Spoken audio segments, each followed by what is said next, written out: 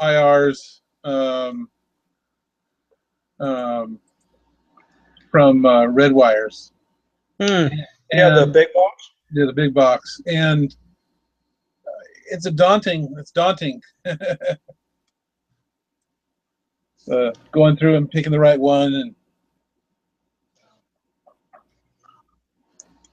I watched a YouTube video that I think it was actually probably made a few years ago, where somebody was doing a demo of the Red Wires big box, but not just the IRs, but also the I think it's called the Mix IR Squared okay.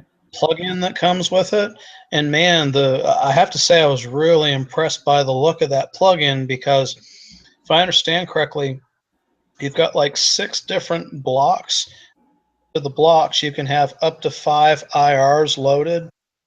You can mix like the percentage of how much of one gets affected on the final thing of the block. And then on top of that, for each of the 6 blocks, you can like pan them and you can influence what percentage they have of the overall tone. If that wasn't enough, apparently you can export the entire thing when you're done as a single IR, like a new IR that you kind of made yourself in a way, so you can import that to the Helix if you want. It looked really impressive. Nifty. That's neat. Yeah, Glenn for his acoustic patches, he figured out a way to make his own IRs. Did you hear those acoustic patches? No, I haven't had a chance to check them out yet. Here, I don't know if you'll be able to hear it very well, but this is just going into my Firehawk.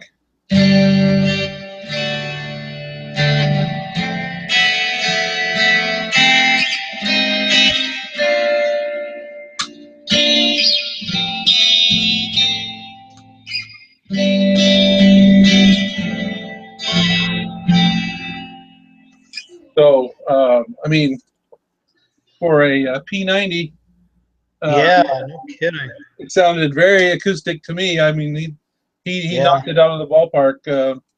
And then he's got one that does a classical like nylon string. You know, for a guy like me who doesn't have an acoustic, it's very passable. Yeah, I mean, and actually the P90s probably give you a great acoustic sound. I mean, I know there's probably some degree of compression going on because it's a live video call, but I mean, even with that taken into consideration, that actually sounded pretty good to me. Yeah, and I'm sure that the PRs or the P90s make a big difference as opposed to the humbuckers, I'm sure.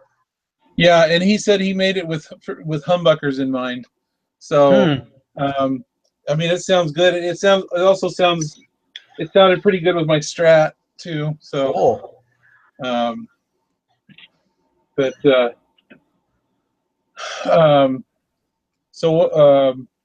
has been your biggest issues? Well, actually, the other night, I think I got one of those lines in one of the scribble strips. Yeah.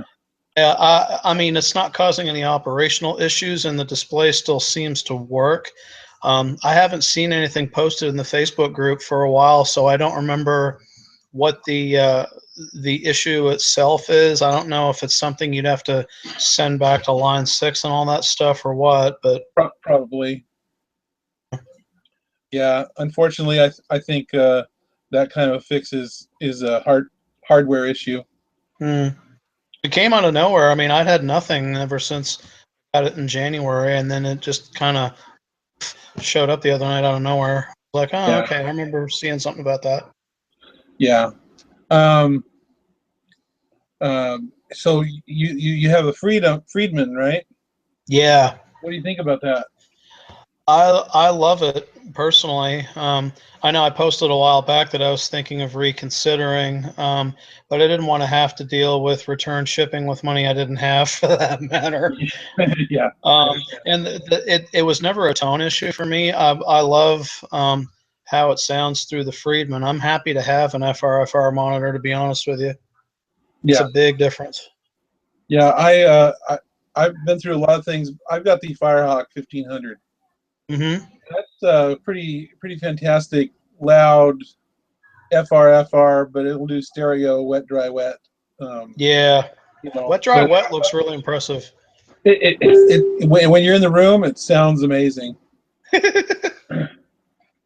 When you know, and what I'd like about it is, I go out of my Helix and I go into the back, right? Yeah. And then I go out of the Firehawk and into my audio interface. Mm-hmm.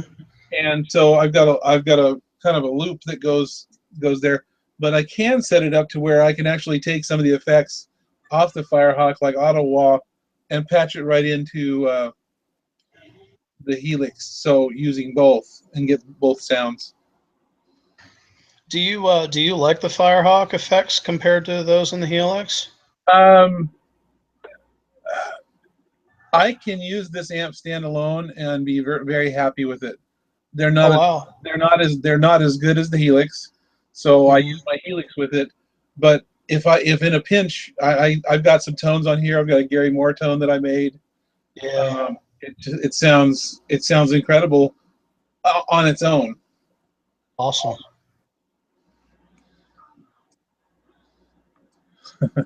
So, but the Friedman I hear it sounds really good from what I hear. Yeah. I mean, I don't normally demo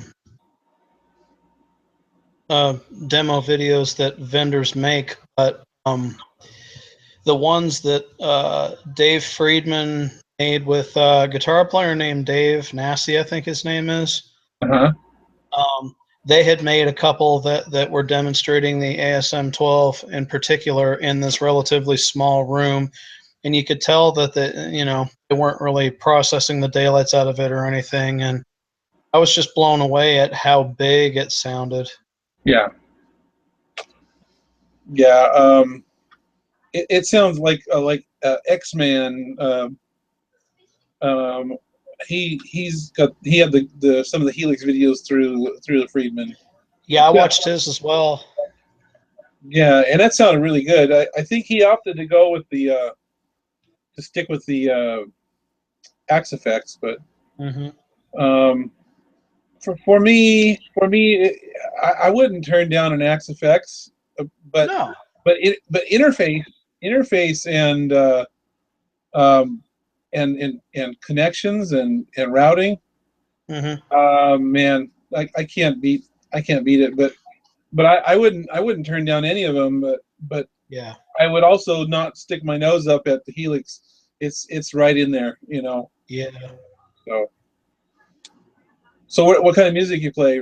Rock or? Well, I was leading worship for quite a while at a bunch of different churches, and I was also in a Christian metal band out playing in the bars and stuff, playing heavier music. I have a 7-string as well, and so I've been really happy with the tones. I also have a Carvin Bolt, which is like a Strat copy. Yeah. And the tones I've been able to get for both of those, I've been really happy with on the Helix. Prior to that, I had well, I mean, I still have it. I have a Pod HD 300, and there was always something missing. And of course, playing through headphones, I mean, it might as well have been a Schultz Rockman, you know. Yeah. But I mean, we all know that you can't really take full advantage of the Helix if you're just using headphones. But I will say, when I first got it, headphones were all I had to use with it. And even through headphones, I'm like, I don't know what they've done with the Helix, but this is like real big different, you know?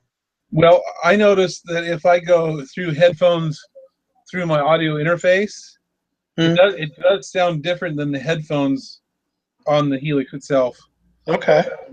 But with that being said, I think it sounds pretty good with headphones. In fact, I've got kind of a budget in-ear monitoring system that I use that I have a long extension and I go to the headphones.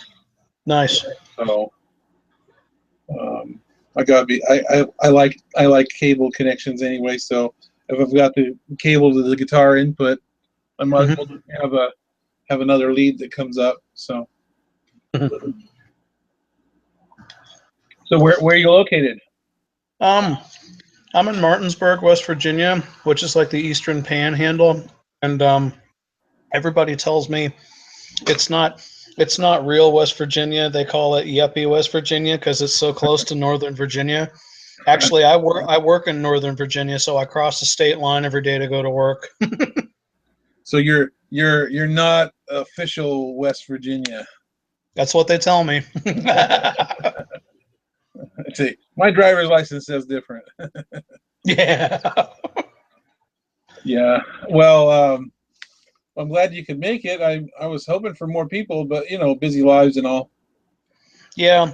Yeah. I sat down after doing family stuff earlier, and I was like, oh, this call is actually still going on. I'm like, I haven't joined one yet. I should at least pop in and say hi for a few minutes. So what do you think of the Facebook group? I really like the Facebook group. I keep a tab on it on Chrome open all the time. That and also the big Helix thread on the gear page. I keep those two tabs open all the time, hitting refresh all day. I'm one of those crazy people. Yeah. Well, I can't believe it's 1,824 members. Yeah, that's huge.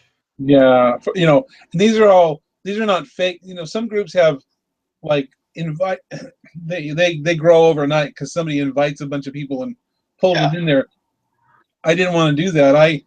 I started it just kind of grassroots, just one after another, because then they'd be real active members.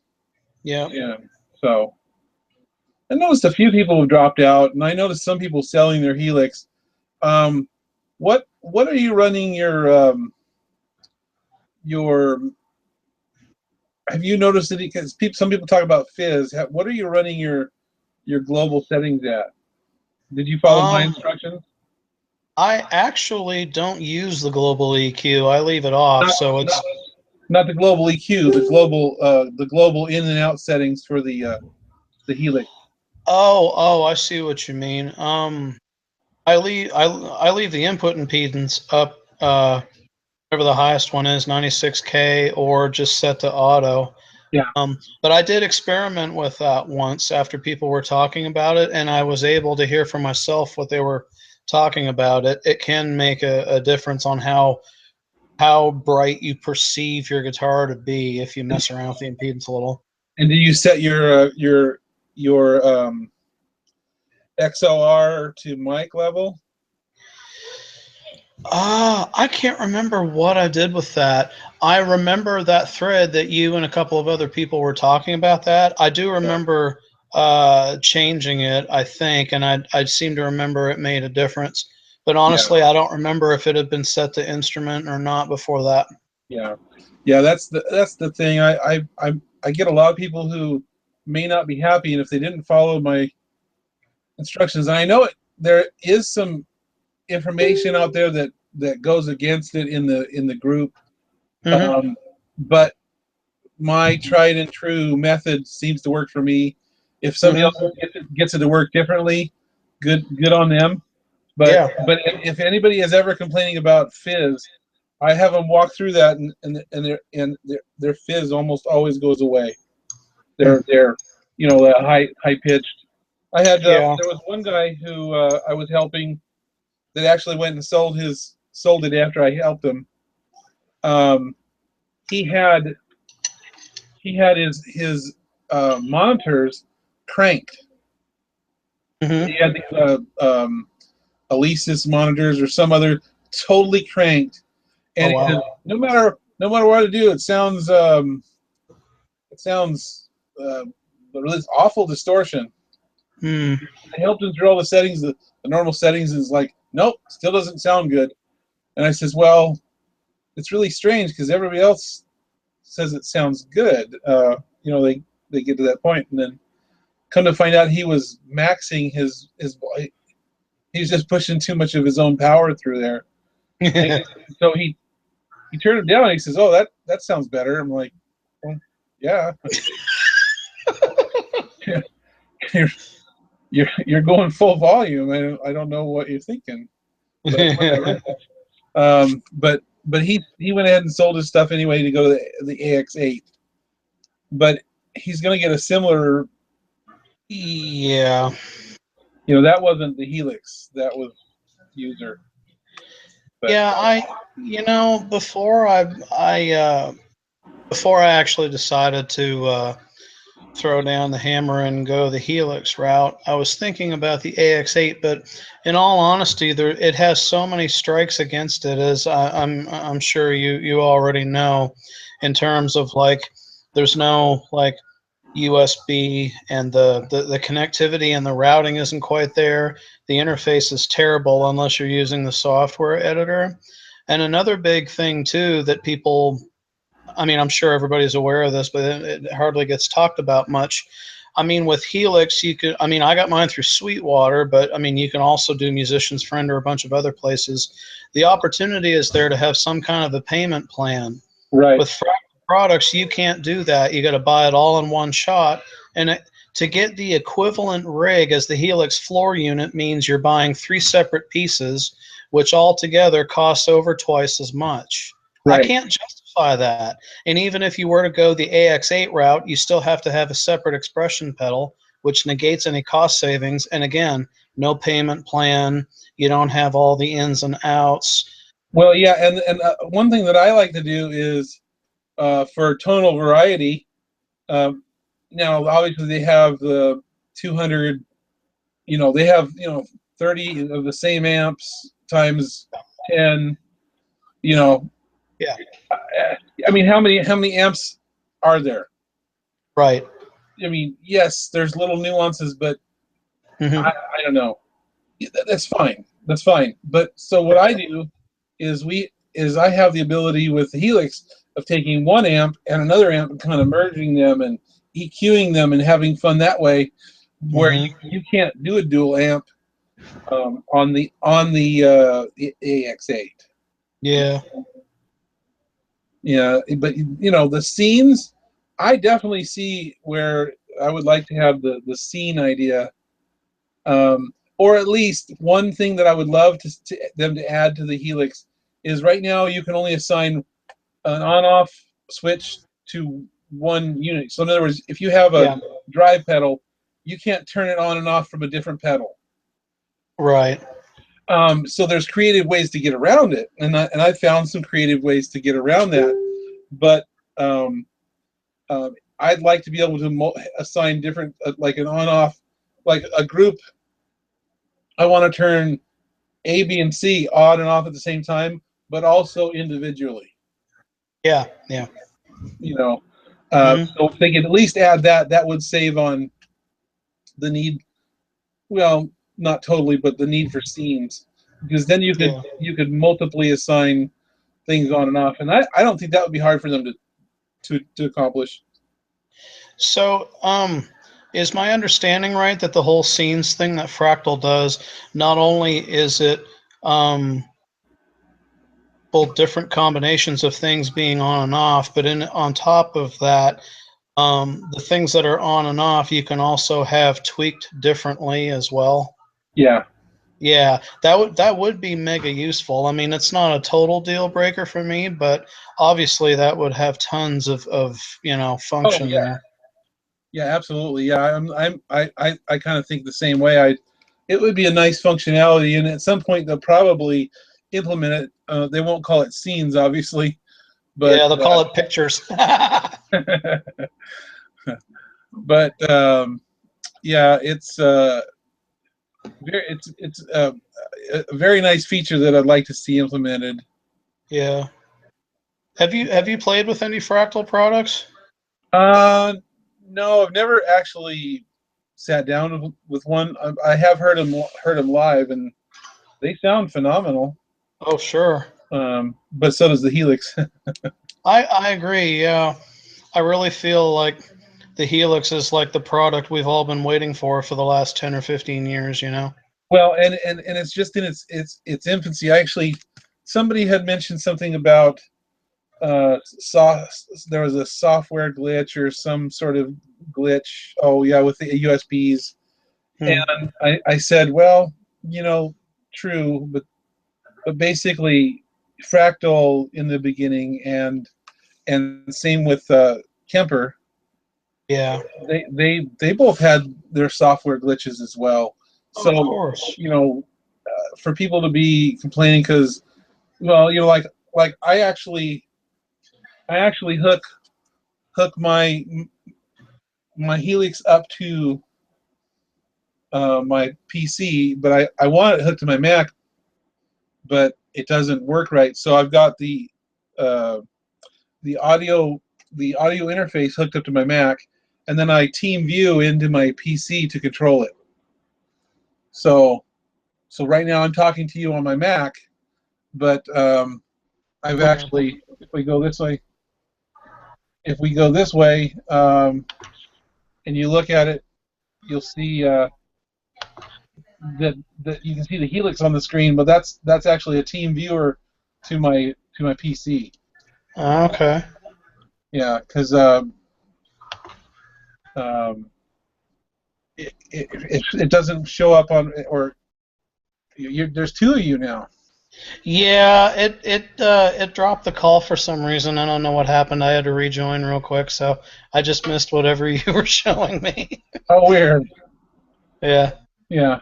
So I've got right there. It's a Teamviewer of my on my Mac. I'm talking to you on my Mac. I have 3 monitors. Nice.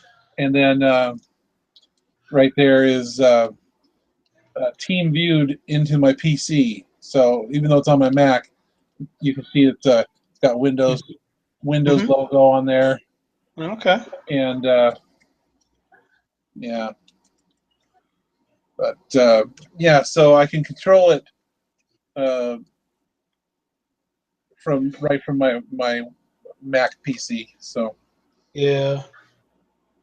With the Helix editor, have you ever run into the fuzzy text issue that so many of us have talked about? no, I haven't. Are you still getting that? Yeah, my laptop is 6 years old and the max resolution is 1366 by 768. I'm sure it's just because of a resolution mismatch that my laptop can't do. I have a feeling, because let me give you my resolution in mine.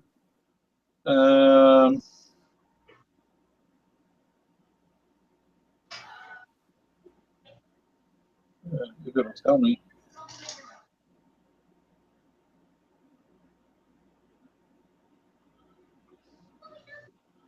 I hate Windows 10. Yeah, I downloaded that third party like blocker thing that somebody wrote so that I wouldn't get prompted to install it on this thing. I hate. Any rate, yeah. So I think it's 1900 or 1650 or something like that. Sure. Yeah. So that's probably your issue, is Yeah. resolution. I can still read it. I feel like, remember those old 3D movies where you had to put the glasses on to be able to see the text? Yeah. It kind of reminds me of that. It looks like it's on fire. It just looks like it's a little fuzzy. That's all. So so have you sold any stuff that you don't need anymore? Or? I need to sell my Pod HD 300, but no, I haven't yet. It's just been me being lazy. Yeah. So what do you do for work? I'm a network engineer. I work with Cisco and Juniper stuff. Oh, yeah. I've been fixing computers for 25 years. Do web design and stuff like that. Yeah. Actually, there's quite a few techie people in the group. Yeah, it lends itself well to this kind of geek stuff, doesn't it? Yeah. So how long have you been playing guitar? Let me see. Late May of '89, so 27 years. Wow. Now, but still. Yeah, I've been playing for about 5 or 6 years. So spoils us rotten. yeah. So how many guitars do you have? 2 electrics, 1 acoustic. The Carvin Bolt is my 6-string Strat copy, and then I have a Schecter Keith Merrow 7-string. Yeah. And my acoustic is an early '90s Ovation Adamus 2. That even if I wanted to sell it, my wife would kill me if I ever tried because she loves the sound of it. I bet you it sounds good. Yeah, I've got 2 custom built guitars. I did some work for a gentleman, and he built me this one. Oh, nice. And it's got some special wiring. It's got the 60s wiring in it, cloth wiring, and the bird's eye maple neck with the reverse. That's a nice piece of bird's eye, man. And then it's got the reverse headstock. Yeah. And then a cold rolled steel block with a maglock anti-deflection. You hear that click? Yeah. That's the magnet inside pulling it, so it can float. So if you can see the floating. Yeah. Let's see right here. There. Mm-hmm. I pull it down, and pull it up. Okay. And it's got a click. Okay. So, and it also prevents when you're doing bends. Like if you're to strike an E, and you have a floating bridge and you bend up. Right, it goes flat. Right. Now I can still make it go flat if I really go up, but yeah. So, and then I have this is my stupid deal of the day special with the P90. This was $89, and then I went ahead and refinished the neck to make it look just kind of smooth it out so it's not sticky. I can't stand that. And then I put different tuners on here, and then different knobs. That makes it sound better. Yeah. But I love it. I love the way it plays. Yep. And then let's see. I got that thing on the wall. That's a Rogue. That's a cheapie with a Floyd Rose. Yep. And then this is another custom one, a different friend made.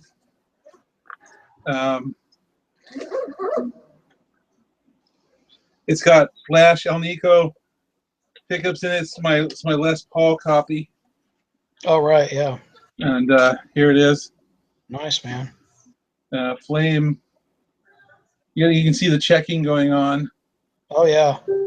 And then it's got these are actual metal, not plastic. And it's got, this is Jason Schroeder, kind of a tailpiece. It's got an interesting look to it. Okay. Heavy metal. And then it's got the Slash Alnico pickups.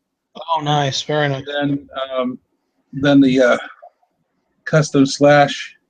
Oh, there you go. Cover. And there's the Brock logo. Okay. With the locking Urzels, yeah. With and this neck is just like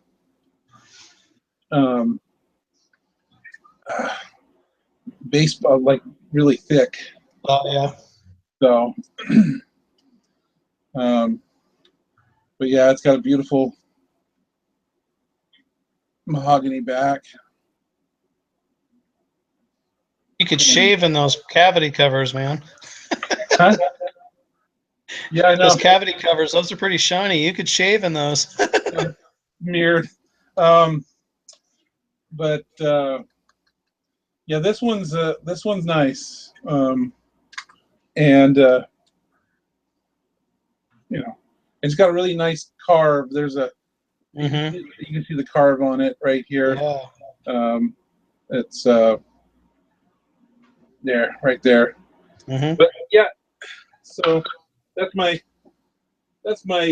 go-to pride and enjoy. But I like playing them all. Yeah. But so yeah, it's probably what, getting there almost 9 o'clock where you're at, eh? Yeah, yeah, yeah. I'm actually gonna drop off in a couple of minutes. My Yeah. my daughter's wanting some daddy time too. So Yeah, I understand. Well, it's a pleasure talking with you. And yeah, man, you too. we're friends on here too, right? I'm Yep. pretty sure. Okay.